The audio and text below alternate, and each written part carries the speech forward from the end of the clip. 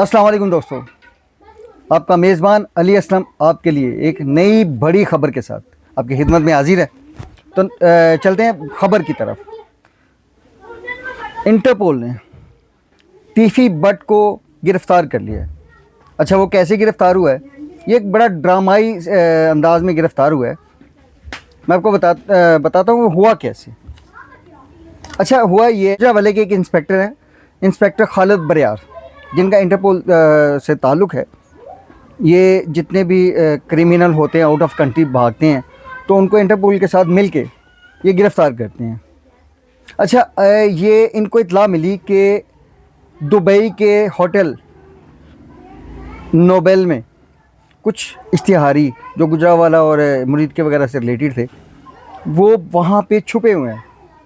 इन्होंने वहाँ पे इंटरपोल की मदद से रेड की। उस रेड में तीफ़ी बट साहब भी उनके हत्थे चढ़ गए। अच्छा, ये मतलब हुआ तो इत्तफाक से, लेकिन उन्होंने फिर तीफ़ी बट को बाकायदा गिरफ़्तार किया। उसके साथ बाकी इश्तिहारी भी गिरफ़्तार कर लिए।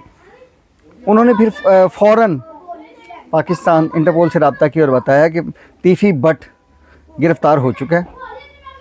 और उसके साथ वहाँ से मैं आपको बताता चलूँ, तीफ़ी पिछले 1.5-2 साल की बात है, अमीर बलाच कत्ल केस हुआ था। आप सबको याद होगा। उस केस में जिस बंदे ने कत्ल किया था इनको, जिस बंदे ने इनके पे फायर किया था, उसको मौका पर ही मार दिया गया था। उसके बारे में बताया जाता है कि ये जो बंदा था वो तीफ़ी बट का मालशिया था।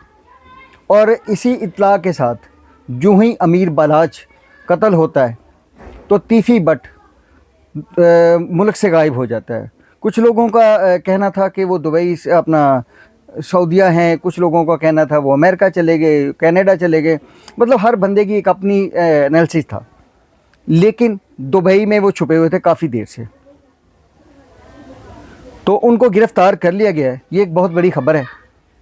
अब उनके ये जो मुसद्दक़ा इत्तलात हैं, ये सबसे पहले मैं आपको बताता चलूँ, ख़बर ब्रेक की है शाहिद चौधरी ने, जो कि बहुत सारी ऐसी ख़बरें ब्रेक करते रहते हैं और क्राइम के हवाले से उनकी बहुत सारी ख़बरें आती रहती हैं।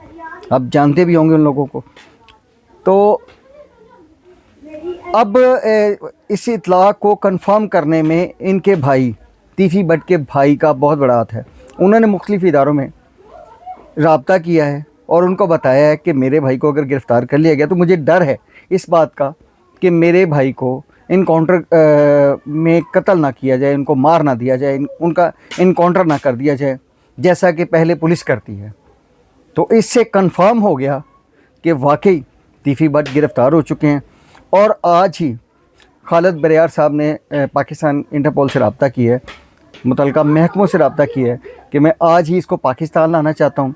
अब देखें, पाकिस्तान आते हैं तो ये किस जो है क्राइम कंट्रोल के हाथ में दिए जाते हैं, सीसीडी या दूसरे तीसरे किसी भी इदारे में। अब किसके दिए जाते हैं और उस पर कौन कौन से कत्ल हैं, क्योंकि ये बाकायदा इनके बारे में जो हैं इंफॉर्मेशन जो हुकूमत अपना जो पुलिस के पास बहुत सारी जो दुबई में जब इन पे रेड की गई, वहाँ से बहुत सारी डिवाइसेस और बहुत सारी ऐसी चीज़ें मिली हैं, वो भी पुलिस ने अपने कब्ज़े में ले ली है। तो मैं बताता चलूँ, खैर दोस्तों, तीफ़ी बट की गिरफ़्तारी एक बहुत बड़ा मोड़ है। लाहौर में गैंग कल्चर के ख़ात्मे की शुरुआत है या फिर ये भी एक वक्ती कार्रवाई बनकर रह जाएगा? ये एक बहुत बड़ा सवाल है कि अब क्या बनता है।